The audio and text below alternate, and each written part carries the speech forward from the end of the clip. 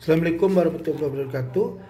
Strategi ketiga yaitu mewujudkan kehidupan sosial, politik, dan ekonomi yang berkeadilan melalui pengembangan keadilan sosial dalam kehidupan bermasyarakat, berbangsa, dan bernegara.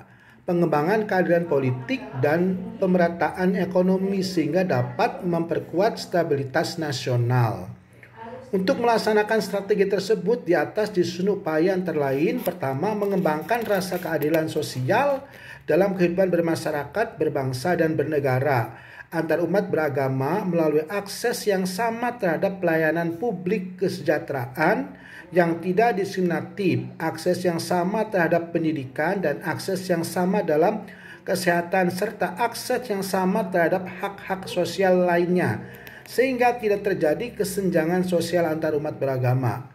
Kedua, mengembangkan rasa keadilan secara politik antar umat beragama melalui akses yang sama terhadap birokrasi, keputusan publik, kesetaraan di depan hukum, dan adanya affirmative action bagi kelompok yang termarginalkan, sehingga tidak terjadi diskriminasi secara politis bagi kelompok umat beragama tertentu.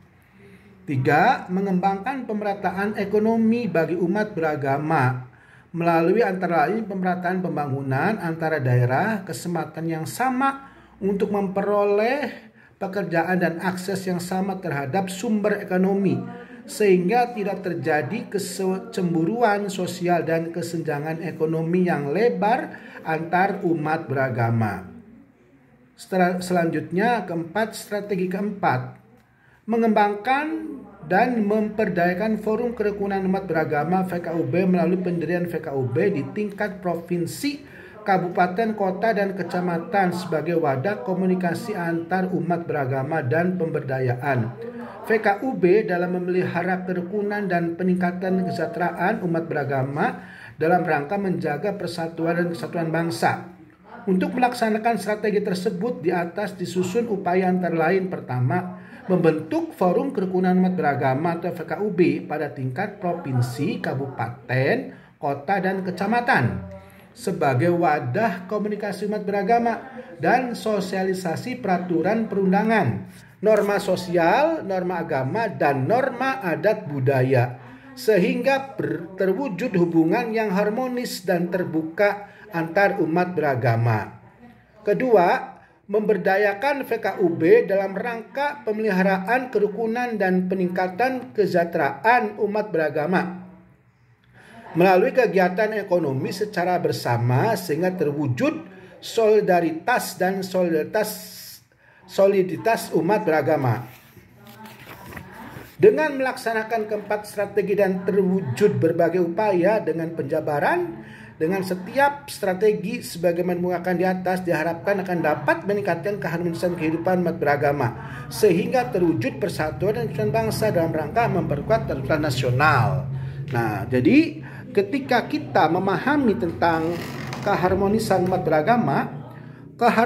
umat beragama itu sangat penting dibentuk untuk apa? Untuk bangsa Indonesia khususnya yang plural, juga masyarakat dunia yang plural juga. Kenapa? Karena ketika kita membaca peta suatu bangsa tercover atau terdiri dari beragam baik multi bahasa, multi budaya, multi agama, dan multi ras, semuanya itu berarti ada perbedaan ya. Ketika ada perbedaan bukan berarti tidak akan terjadi kerjasama atau tidak akan terjadi kerukunan. Nah, maka kerukunan itu bisa terjadi dengan cara apa? Dengan cara harmonisasi antar umat beragama, antar ras, dan antar budaya. Nah, harmonisasi ini penting ketika apa? Ketika mewujudkan suatu bangsa yang perlu dalam mengemban cita-cita pembangunan. Nah, jadi ketika bangsa ini sedang membangun ya, nah maka persatuan dan kesatuan itu keharmonisan antar umat beragama,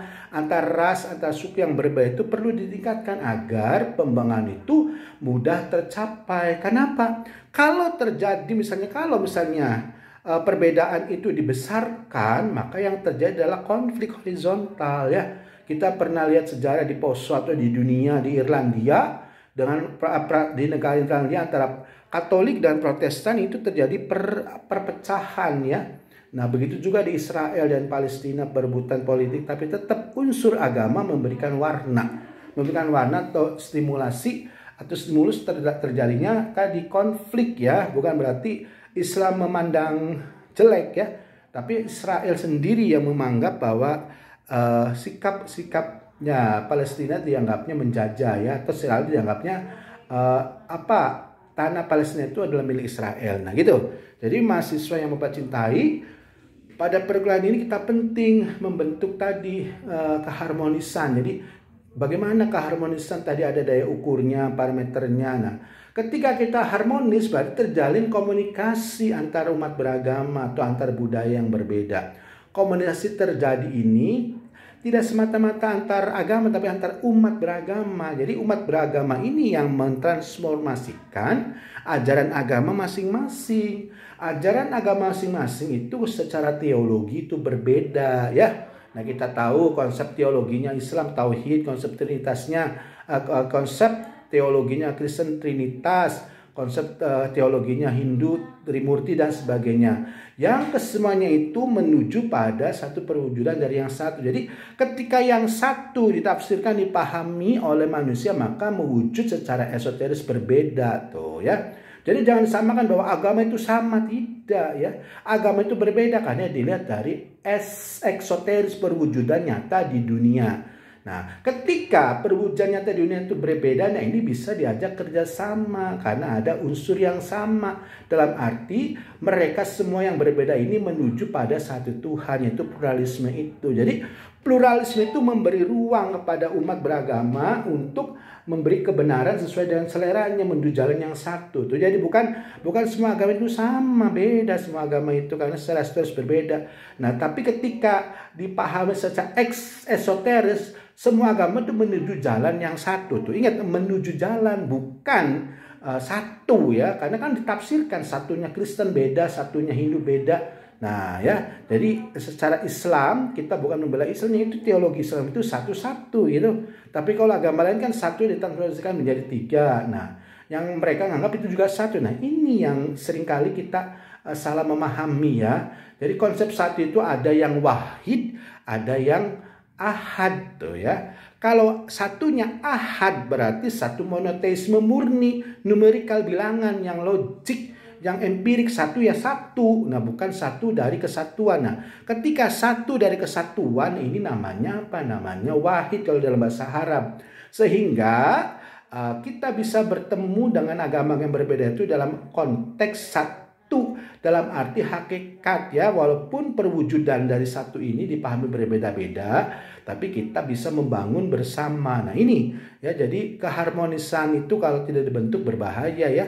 Maka ketika kita misalnya sensitif agama, kan masalah agama atau terutama teologi itu sensitif banget ya. Ketika orang tersinggung, mereka langsung ngajak perang, bahkan membela atas nama agama. Karena dalam ajaran setiap agama itu ada seolah membela ya, membela sebagai panggilan Tuhan ya.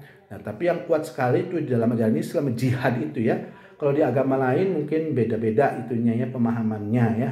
Tuh, tapi tetap ya, karena kita di dunia itu jangan menganggap bahwa agama itu sama, nggak ada ya. Agama itu berbeda, jelas berbeda ya. Kata Gus Dur juga berbeda, kenapa harus disamakan? Nah, karena agama yang dipahami di sini adalah arti syariah, arti fikih, arti pemahaman ibadah ya. Nah, tapi ketika dipahami secara hakikat, semua agama itu menuju pada satu, bukan semua agama itu satu ya. Kalau bahasa semua agama satu berarti arti real yang nyata. Tapi kalau agama menuju berarti dia punya jalan untuk menuju yang satu. Ketika jalannya itu dia bisa tigaan, dan bisa satu, bisa empatan. Nah, itu jadi beda, jalannya menuju yang satu, bukan semua ke yang satu. Jalannya, kendaraan itu ada yang tiga jadi satu, ada yang satu langsung satu. Nah, itu jalannya. Jadi kita bisa membaca bahwa semuanya ini adalah dalam rangka membentuk persatuan dan kesatuan bangsa di dunia, atau khususnya bangsa Indonesia. Jadi ada mahasiswa bisa memahami bahwa ketika agama diperankan dengan maksimal, nah dia akan bisa memberikan tadi sumbangsi pemikiran ya, pada semua aspek, baik ekonomi, budaya, nah apalagi pertahanan keamanan, politik, nah semua. Karena apa? Karena agama itu, aspek agama itu masuk ke berbagai dimensi kehidupan manusia. Maka orang kalau mengatakan ateis, nah itu juga bisa itu bohong ya. Ateis sendiri di dalam hatinya mengakui adanya Tuhan, tapi dia tidak eksplisit, tidak terus terang bahwa dia mengaku karena malu ya. Nah ini karena akal itu.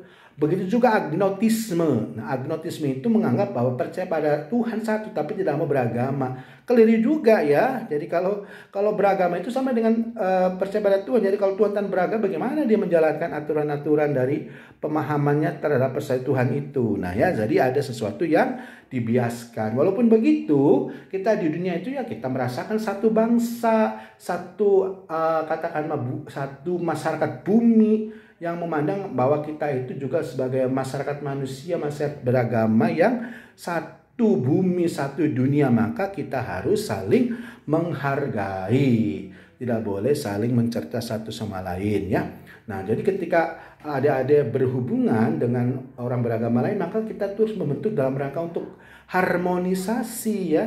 Kalau harmonisasi itu berarti dia hidupnya itu rukun, tidak saling menyerang, tidak saling membuli, bahkan saling menghina satu agama dan agama lain, dan satu umat agama dengan umat lain ya. Karena apa? Karena cara seperti ini adalah cara yang elok untuk menemukan tadi isi dari ruh dari agama di bumi itu adalah untuk menjaga perdamaian ya. Nah, menurut Hans Kung ya, perdamaian agama itu dasar dari perdamaian dunia. Jadi tidak ada perdamaian dunia kalau tidak didasari dari agama. Itu semua bullshit kata Hans Kung ya.